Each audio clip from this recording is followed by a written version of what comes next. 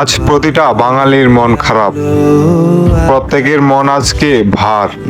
এই পুজো বিষয়টা না আস্তে আস্তেই ভালো, কারণ চলে এলেই তো দশমী চলে আসে, আর দশমী চলে এলেই তো মাকে বিদায় জানাতে হয়।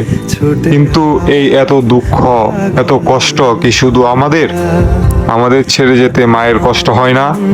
মায়েরও তো ঠিক ততটাই মন খারাপ হয়। তাই একটা কবিতা আজ সবার জন্যে।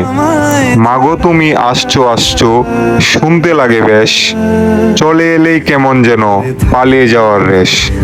এত মজা, এত হাসি আর এত প্লেনের ভিড়ে, দুঃখে যেন আজকে খানি থাকবে আমায় ঘিরে। সময় যেন নাড়ছে করা মন খারাপের সুরে, বলছে তুমি যাচ্ছ চলে একটি বছর দূরে।